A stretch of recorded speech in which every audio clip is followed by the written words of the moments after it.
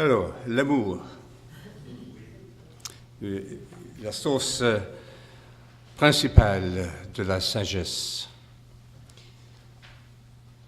Selon le poète anglais William Blake, il y a un moment dans chaque jour que Satan ne peut pas trouver. Qu'est-ce qu'il y a ce moment?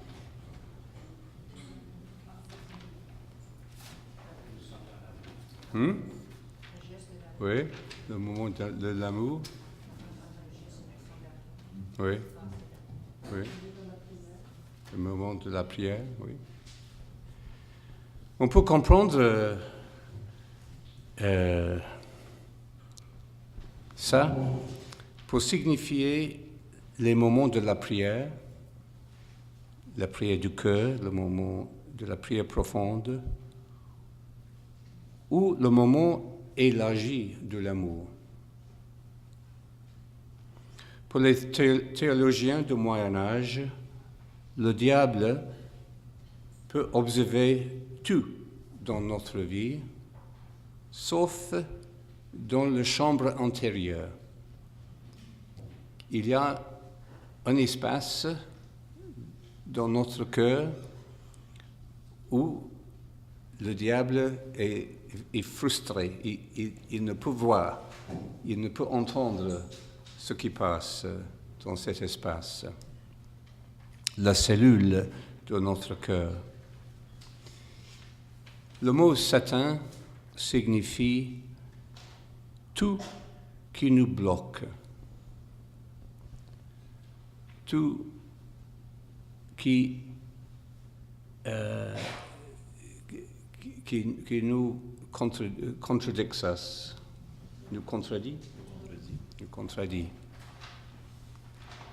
Cette force de négation, une force d'autodestruction.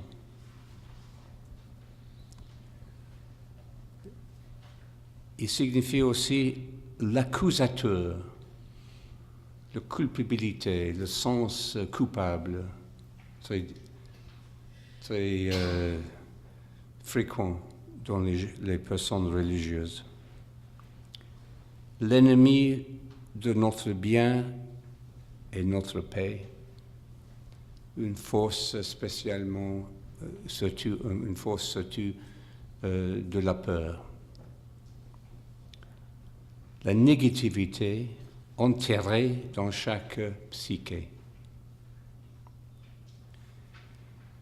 Mais il y a un espace dans notre cœur, dans le centre de notre être, que si nous pouvons entrer, nous sommes libérés de cette force négative, de cet égotisme.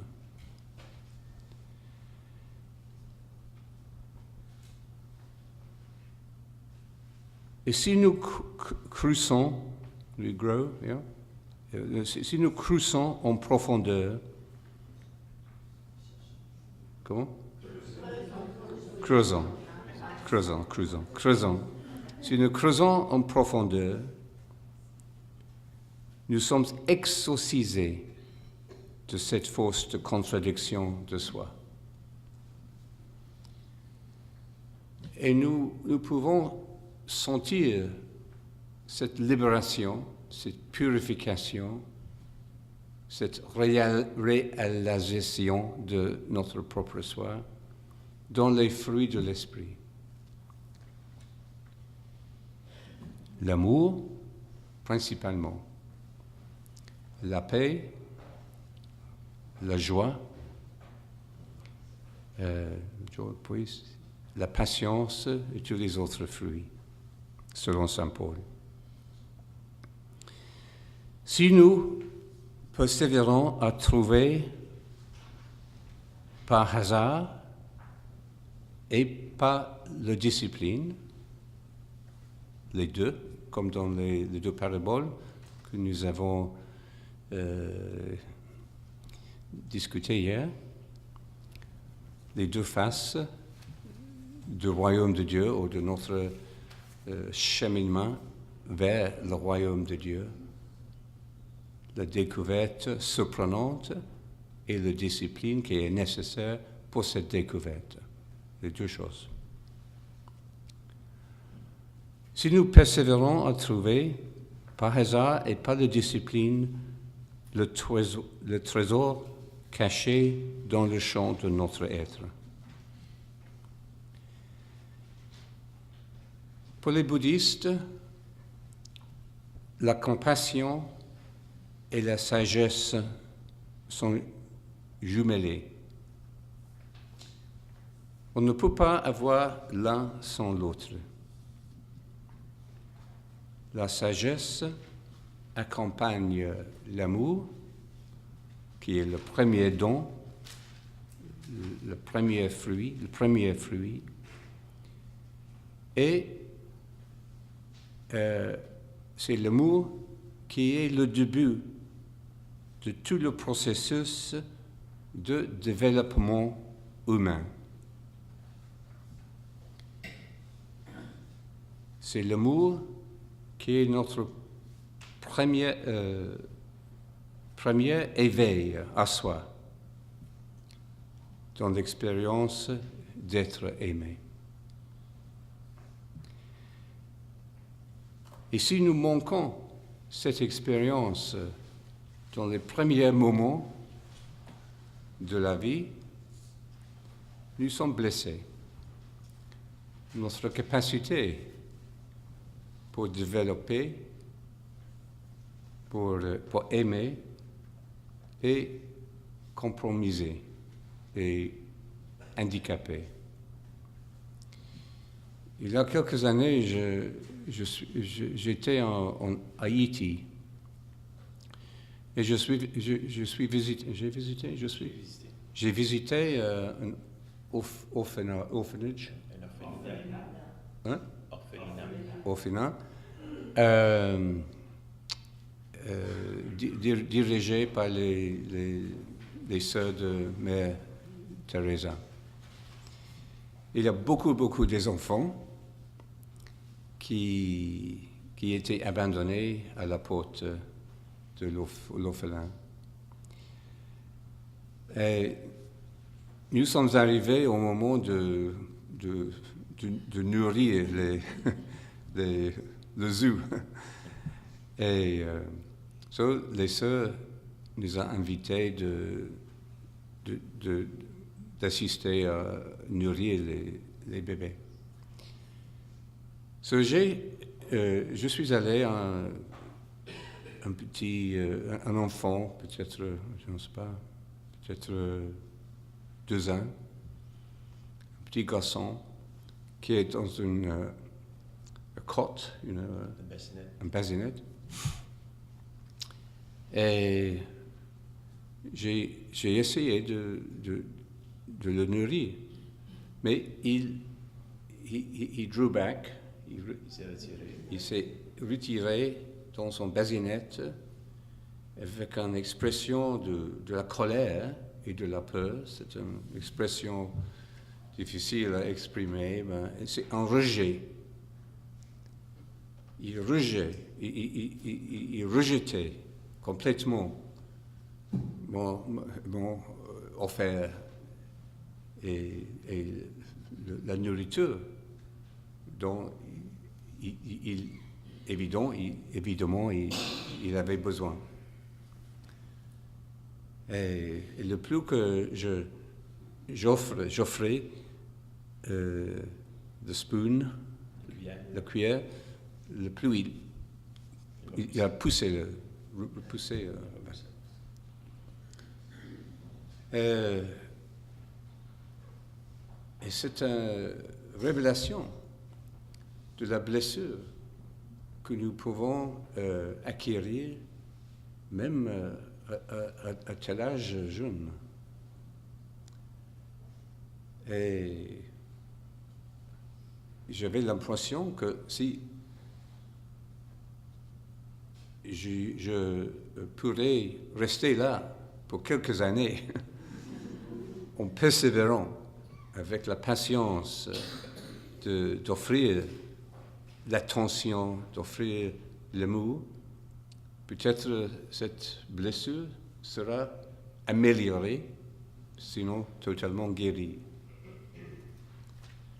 C'est la tragédie de la vie que ce n'est pas possible toujours.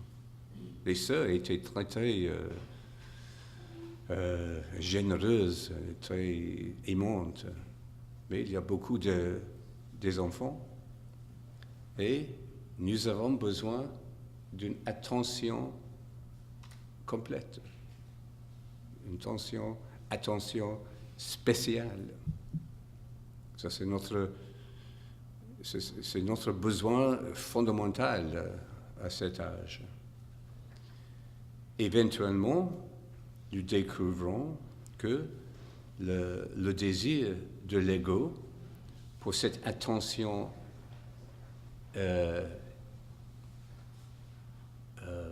exclusive n'est pas réalistique. Parce que le monde n'est pas tellement hospitalier. Mais il faut que nous réalisons que l'amour, l'attention que nous devrons chercher, ce n'est pas une attention exclusive, mais une attention unique et spéciale, mais inclusive, pas exclusive. Mais au début de notre développement, nous attendons, nous avons besoin de cet amour totalement, exclusivement dirigé à nous-mêmes. L'amour qui coule de la mère ou du père.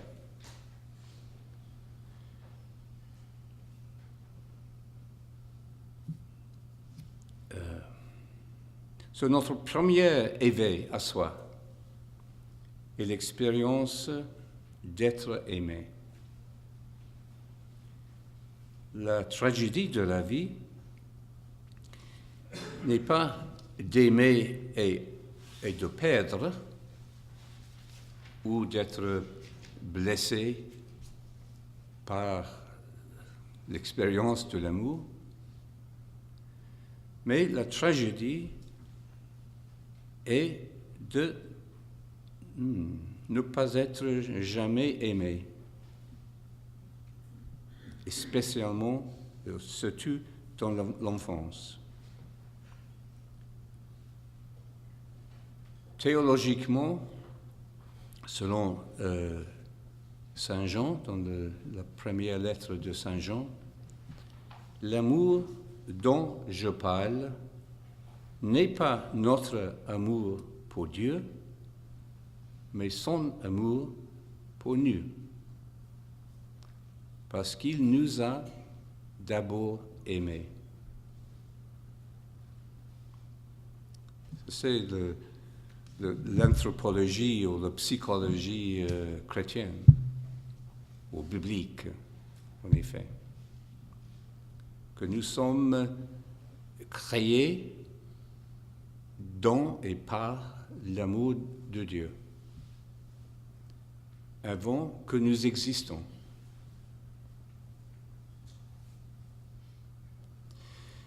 Mais dans notre expérience d'apprendre à aimer, nous trouvons souvent que le lien entre l'amour et la sagesse n'est pas toujours évident.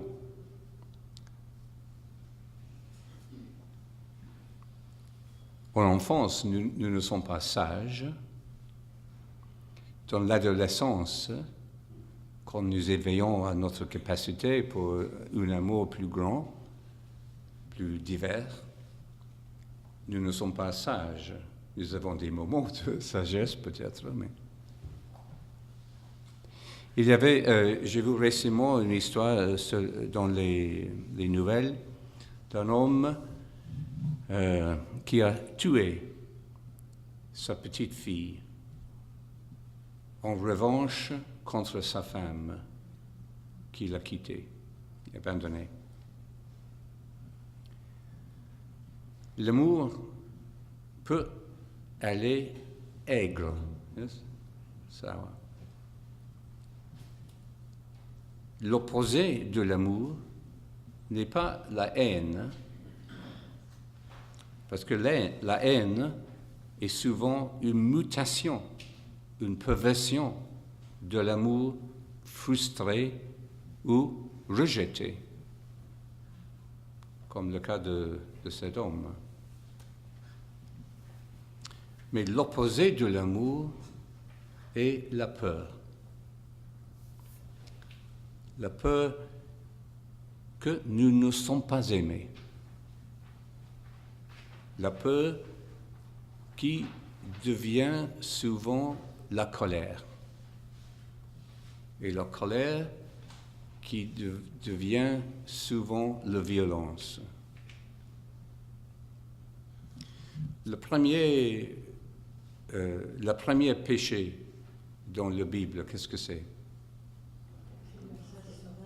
L'assassinat de Caïn. Oui, oui.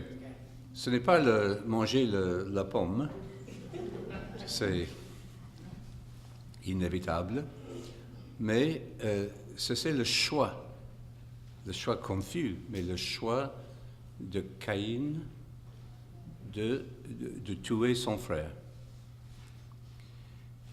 Et dans cette histoire, Caïn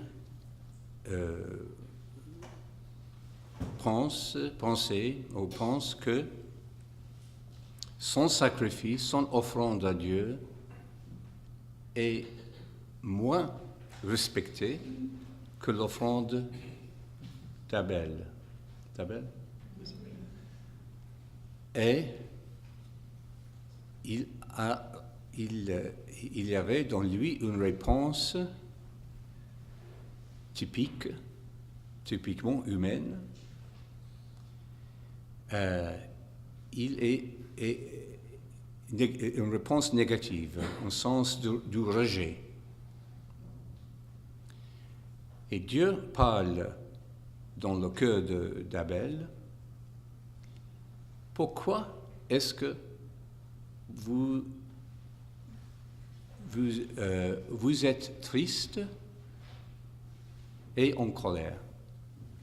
C'est une demande, c'est une question. C'est la question que nous devrons demander à nous-mêmes. Le moment que nous entrons dans cette zone négative du rejet, le même moment, pour garder le cœur, selon les maîtres de la prière hésychaste, il faut garder le cœur. Et le vrai moment que quelque chose de négatif arrive, on doit le challenge it, investiguer. Alors, Dieu continue. Pourquoi est-ce que vous êtes triste? La tristesse est son première réaction à l'expérience du rejet. Parce que, comme Simone Weil disait, notre expectation première et fondamentale est que le monde et les autres personnes vont nous traiter justement. C'est notre expectation intrinsique. Et nous sommes surpris par le fait que le monde n'est pas juste, que les autres gens ne sont pas gentils à nous. Et notre première réponse est la tristesse. Mais très rapidement, cette tristesse se transforme dans la colère. Alors, pourquoi est-ce que vous êtes triste et en colère? Mais Dieu continue, mais il y a encore du temps, vous avez du temps.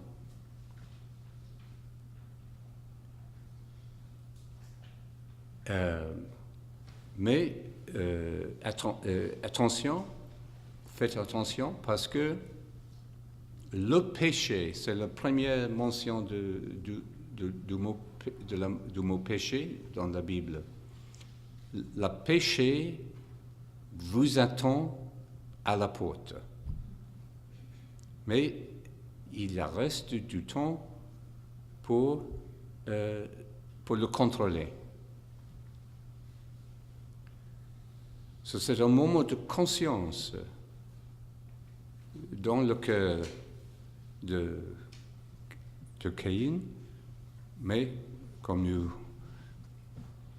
savons, il n'avait pas la patience, il n'avait pas la présence de l'esprit d'écouter cette parole. Et il a commencé, dans ce mythe, il a commencé le cycle de la violence, de violence, qui continue de ce moment à notre époque. Et la peur et la tristesse qui est créée par la pensée, par le sentiment que nous ne sommes pas aimés.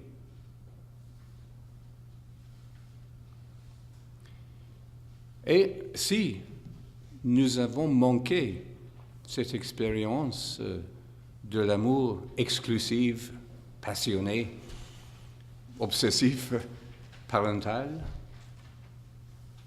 de notre enfance, nous sommes plus vulnérables, beaucoup plus vulnérables à cette peur et cette réaction.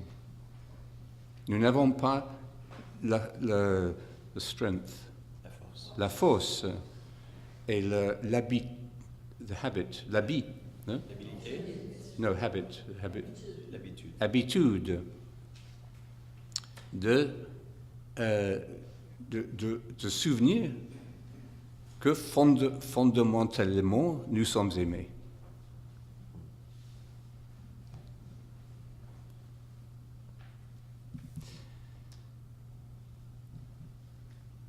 L'opposé de l'amour n'est pas la haine, mais la peur.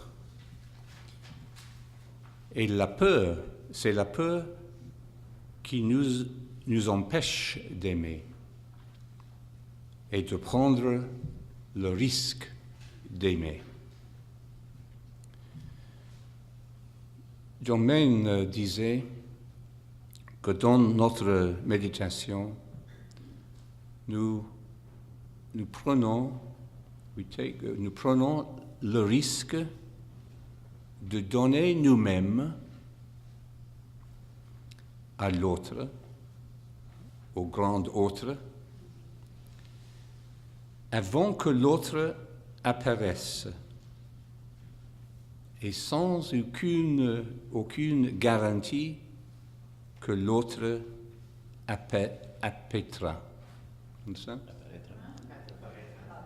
Apparaîtra.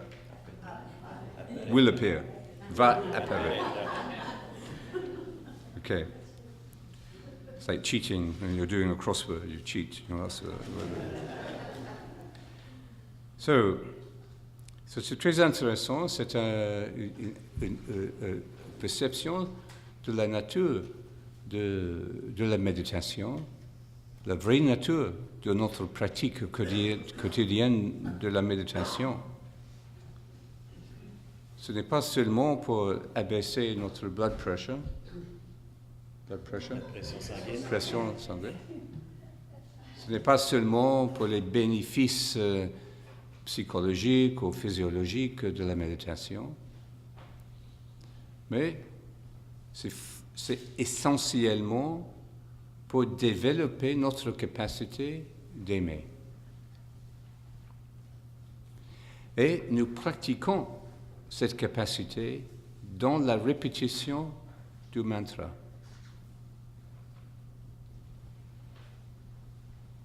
Nous prenons le risque de donner nous-mêmes à l'autre. Parce que quand nous, we take the attention of ourselves. Quand on enlève l'attention sur nous-mêmes. Quand nous enlevons l'attention sur nous-mêmes et nous mettons l'attention sur l'autre qui n'a pas un visage, que nous ne pouvons pas imaginer. C'est le Dieu vivant, pas notre image du Christ, comme Simone Weil disait le vendredi soir. Ce n'est pas le Christ que nous imaginons, notre idée du Christ, mais le vrai Christ ressuscité, l'Esprit du Christ, qui nous révèle, qui est notre chemin au Dieu vivant, à Dieu réel.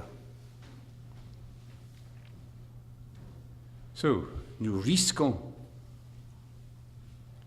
donc par laisser aller toutes les images, toutes les pensées, tous les désirs. C'est tous les désirs pour Dieu ou pour les bénéfices spirituels, mais simplement dans une pauvreté de l'esprit le plus possible. Nous prenons le risque d'être présents, de donner nous-mêmes, parce que nous donnons nous-mêmes à l'autre par être présent et par donner le don de notre attention complète. C'est ça que nous faisons dans ce petit travail du mantra.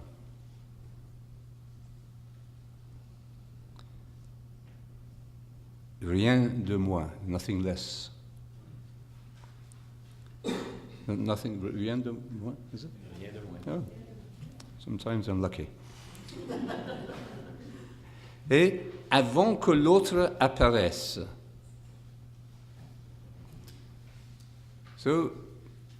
Nous pouvons avoir la foi, une intuition, une espérance que notre travail du mantra sera le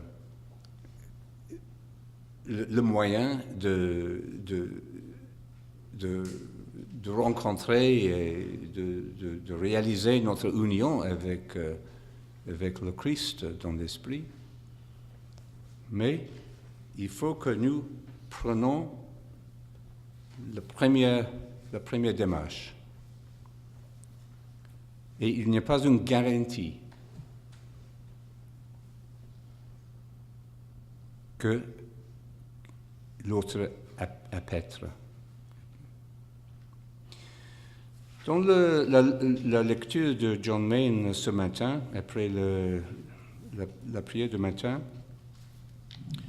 nous avons entendu que si nous pouvons être fidèles en y revenant tous les matins et tous les soirs,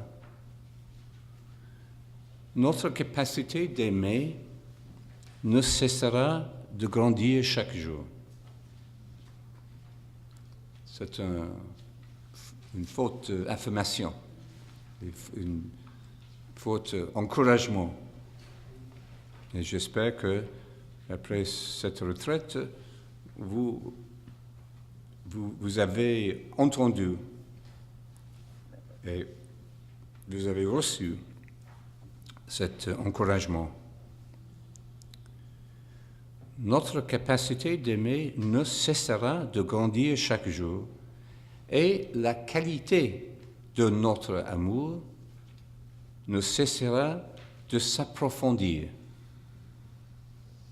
et sa portée de s'étendre. C'est la qualité de l'amour. La qualité de notre amour reflète les étapes par lesquelles nous apprenons à aimer jusqu'à le moment, jusqu'à le niveau où nous pouvons aimer comme notre Père, le Père céleste. Comme Jésus disait, vous devrez aimer comme votre Père, qui est généreux et gentil aux méchants, aux pécheurs, également à tous, nos amis et nos ennemis. C'est facile d'aimer nos amis. Comment? No? Ah oui, ok. I think that's easy. Les justes et les mauvais.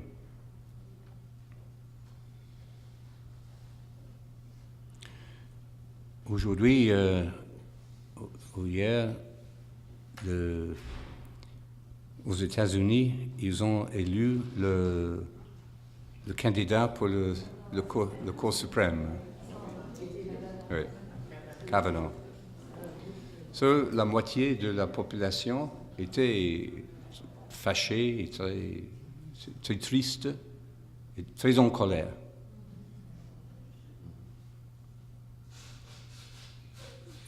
Understandably. Mais dans cette perspective, il est nécessaire que nous augmentons la qualité de notre amour. Sinon, nous répétons le cycle de la violence, de la violence. Aujourd'hui aussi, probablement, les Brésiliens vont élire un autre Trump. Oui. Ce n'est pas finalisé, mais probablement il est très avancé dans le sondage.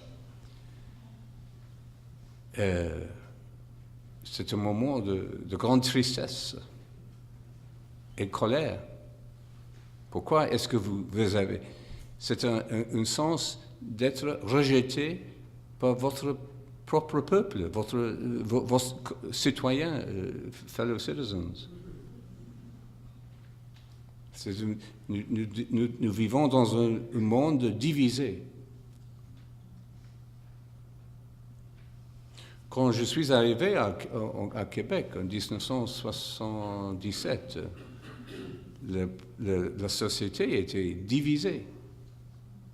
Tous les Anglais allaient à Toronto et deux anglophones, bénédictins, sont arrivés à Montréal.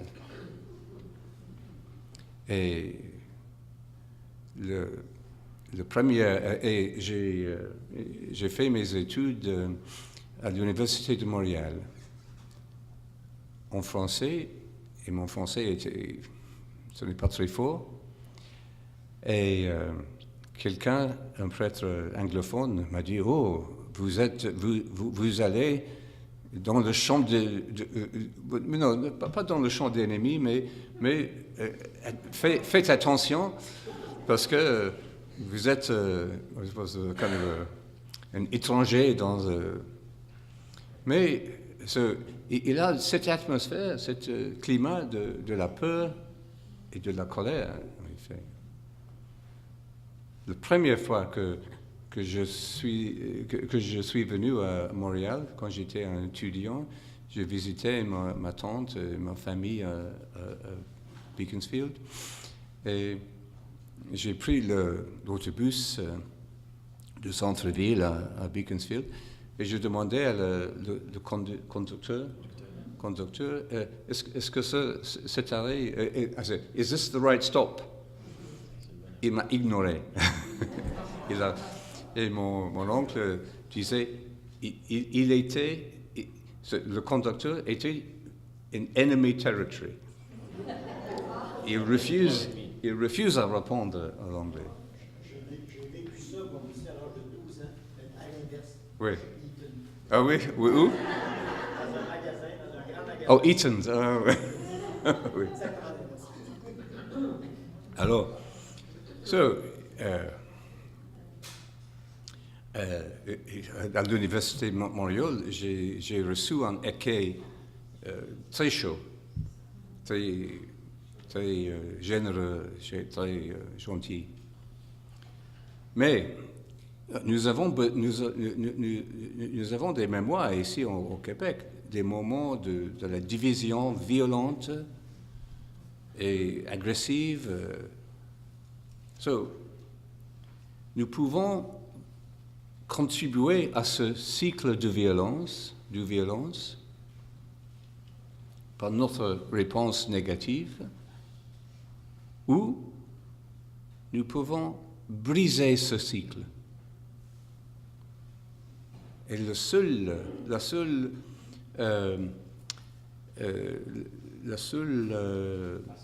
façon de briser ce cycle est l'amour. Et l'amour est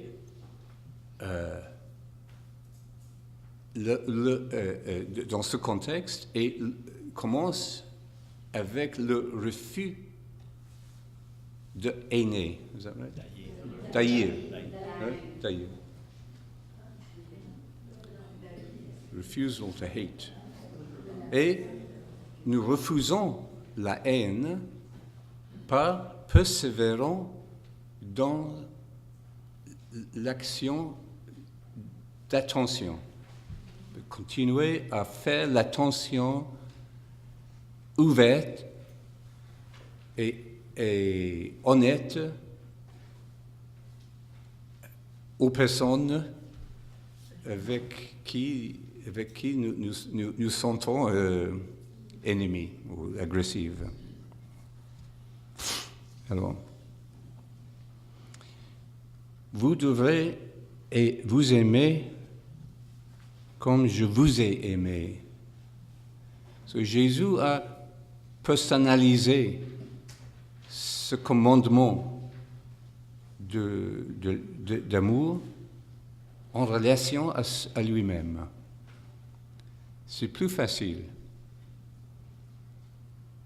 Si nous sommes, comme il disait, aimez comme votre Père céleste aime, c'est une bonne idée, c'est un bon idéal, mais c'est très distant, quelque chose de très distant. Qui est notre Père?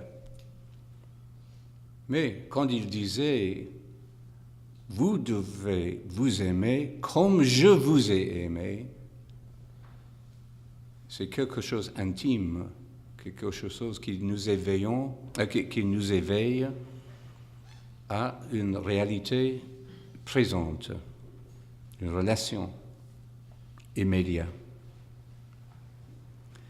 Mais notre capacité pour approfondir la qualité de notre amour n'arrive pas immédiatement, comme Simon Weil disait, mais graduellement et sûrement. Platon parle de l'ascension de l'amour, une échelle d'amour, qui commence avec l'attraction érotique, le mot de l'éros. Pour les Grecs, Eros était un dieu, un petit dieu, mais un dieu. Mais il était capable de nous rendre fous. C'est une caractéristique de notre temps que nous sommes bloqués à ce niveau, obsédés avec l'amour érotique. Et pas le monde, not least the church. Et ça inclut aussi l'Église. Had you say not least? Pas le moindre.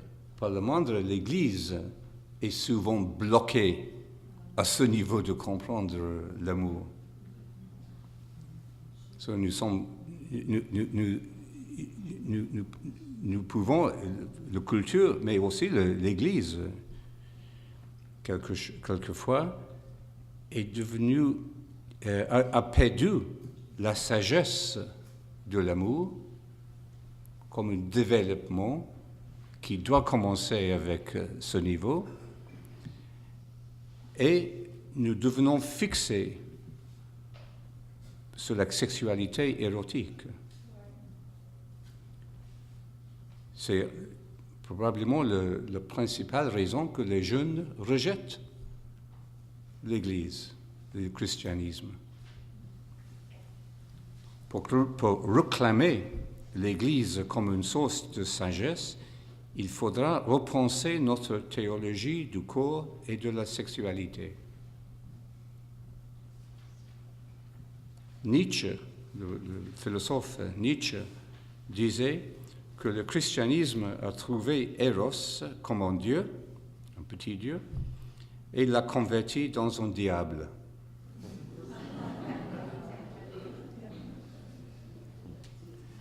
La première étape d'aimer est l'éros, attraction, la réalisation de nos désirs, un plaisir, quelque chose de stimulant, même comme bébé dans les bras de notre mère.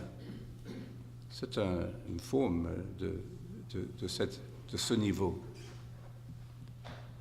Donc, le danger et le tabou dans toutes les sociétés contre l'inceste et aussi la prévalence de l'abus d'enfants à travers des âges dans toutes les cultures. Si nous devenons bloqués à ce niveau, nous sommes incapables d'élargir, de développer au prochain niveau. Il y a dans chaque étape d'amour la graine de la prochaine étape. Nous sommes programmés pour le développement, pour la croissance, pour le raising, l'élévation de la qualité de notre amour. Nous sommes programmés pour ça. Selon Platon, il y a 7 étapes. Eros, philia, c'est-à-dire l'amitié, l'amour de la famille parentale, l'agapé, l'amour généreux, totalement généreux, qui était le mot pour l'amour dans le Nouveau Testament. Mais aussi, il y a des autres types de l'amour. Amour pragmatique, dans lequel nous trouvons bénéfice mutuel.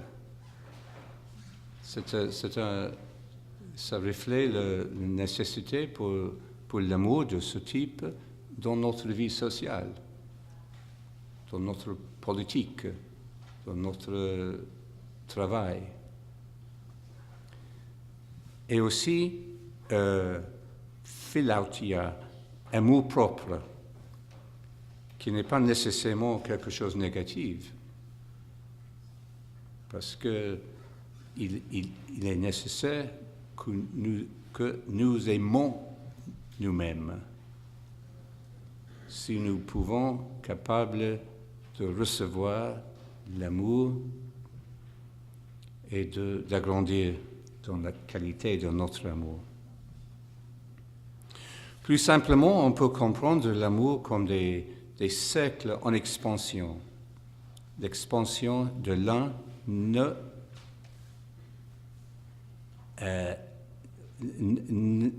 n'élimine pas le précédent. N'élimine pas le précédent. Eros, pour mieux comprendre, Eros, amitié, agapé. Même dans l'agapé, selon le pape Benoît et la tradition théologique, même dans l'agapé, l'amour parfait de Dieu, on trouve l'éros. L'éros existe en Dieu. Ça, c'est la passion. Et Jésus nous appelle ses amis. Nous trouvons tous les aspects de l'amour en agapé. Pour Saint Benoît, il y a 4 étapes de l'amour. Saint Benoît de Clairvaux.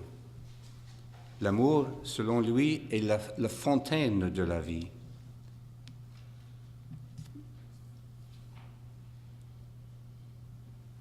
Saint Benoît disait qu'il est devenu moine parce qu'il disait « j'étais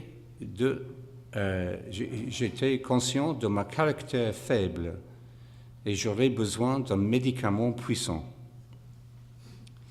Les 4 niveaux qu'il a identifiés dans l'amour, premièrement, l'amour de soi-même.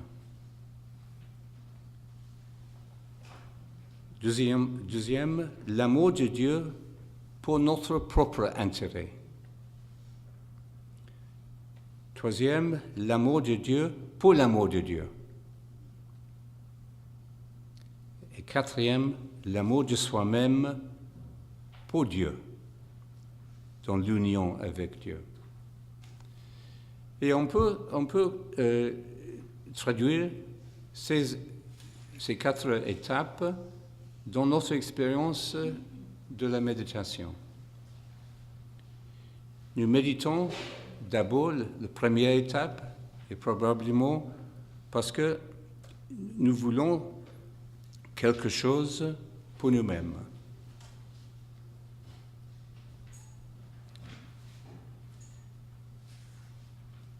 Puis, donc, nous allons à l'amour de Dieu pour notre propre intérêt. Si nous persévérons durant les temps de la difficulté, de la sécheresse, comme nous avons entendu ce matin aussi dans la lecture de John Main, nous découvrons une autre source de l'amour. Ce n'est pas notre amour pour nous-mêmes, mais l'amour de Dieu. Et ça est une révélation heureuse. Et nous aimons Dieu parce que c'est une expérience agréable. Oui, après ça, nous allons à l'amour de Dieu pour l'amour de Dieu. Nous continuons la méditation non seulement pour les bénéfices, pour les bonnes méditations, mais parce que nous devenons en contact avec quelque chose qui transcende notre propre intérêt. Nous devenons vraiment à aimer. Et finalement, nous méditons et nous trouvons dans cet amour de Dieu et nous découvrons que nous méditons parce que nous sommes créés pour méditer. Selon John Main, nous méditons parce que nous méditons. Nous aimons parce que nous aimons. Les Pères du désert nous ont donné un schéma plus pratique à la lumière du cycle de la prière. On commence avec un enthousiasme, un grand désir, mais assez tôt, nous découvrons le défi, les difficultés de la persévérance, du discipline de la méditation.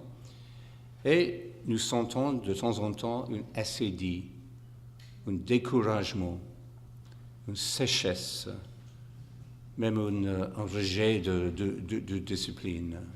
Et nous abandonnons la pratique, ou nous méditons une fois par mois.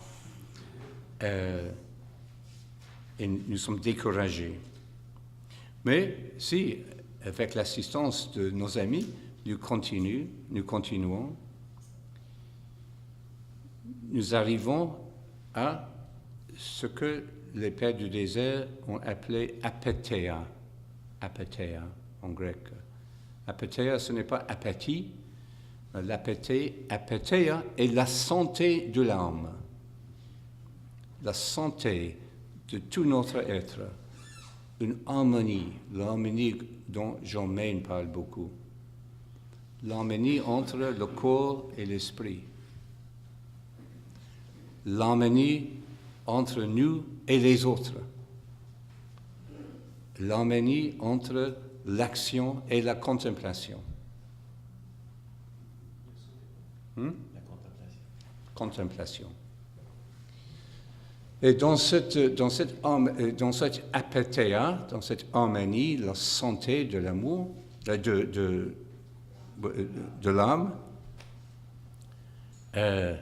nous sommes prêts, nous sommes préparés à entrer dans la 4e étape du cycle de la prière, agapé. L'enfant de apatheia, selon les Pères du désert, est agapé.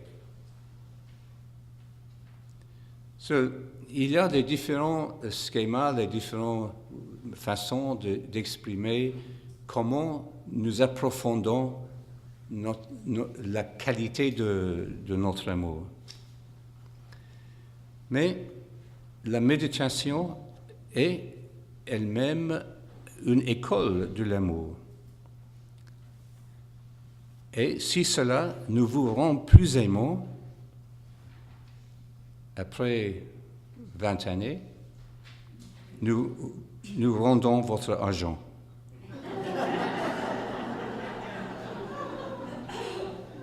Thème et conditions applicables.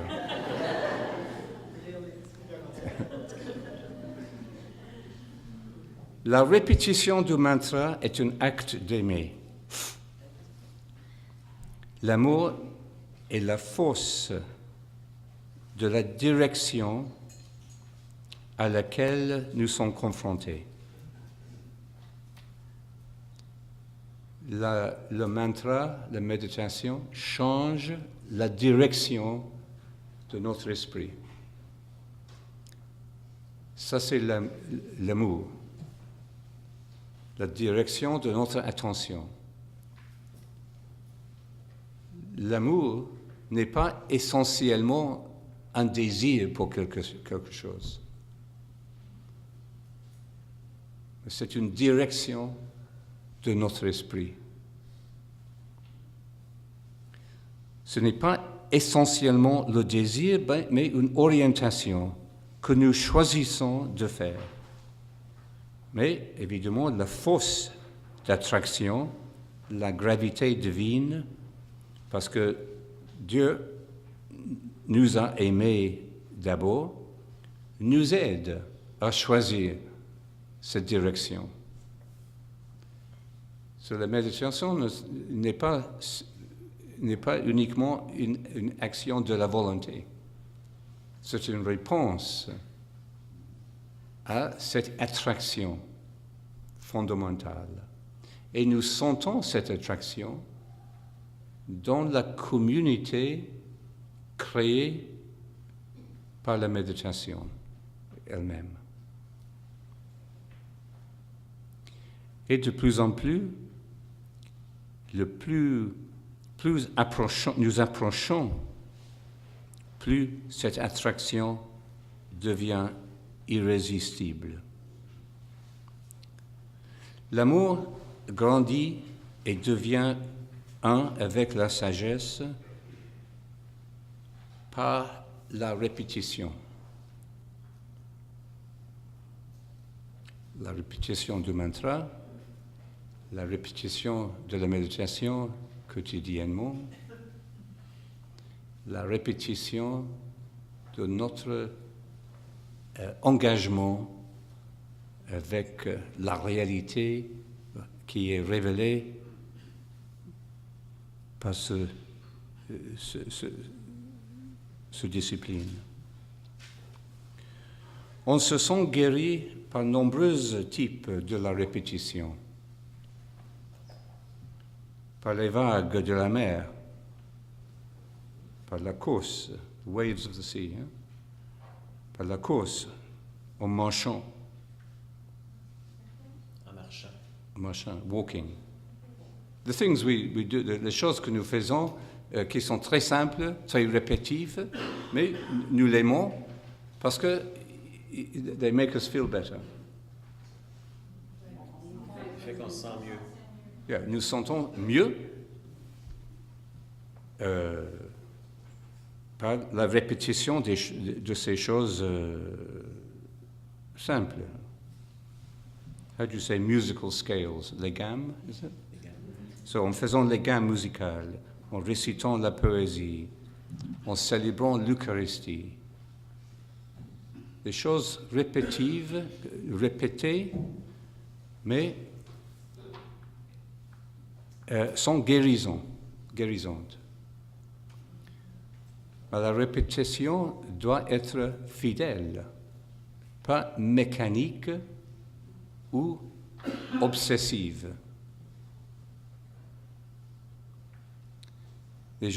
Quelquefois, les gens demandent, est-ce que la méditation peut être une dépendance? Oui? Je pense qu'il peut devenir une habitude, mais jamais une addiction. Une dépendance, oui. Parce que c'est une répétition fidèle qui nous fait agrandir et changer. Une dépendance est une répétition stérile. C'est l'illusion que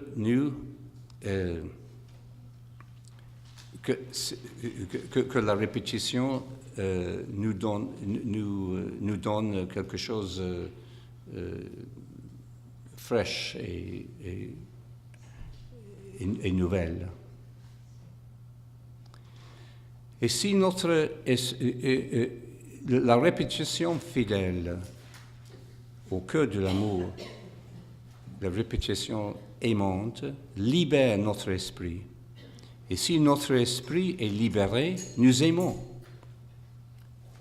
Nous voyons que nous sommes aimés. Et la sagesse coule de cette découverte, éclate en fleurs.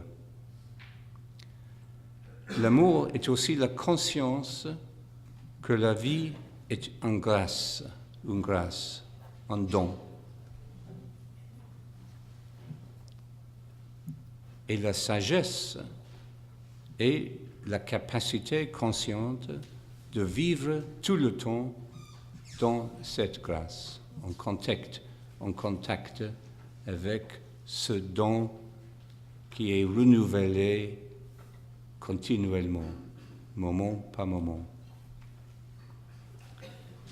Et c'est pour cette raison que John Mayen disait que dans la méditation, nous acceptons le don de notre être.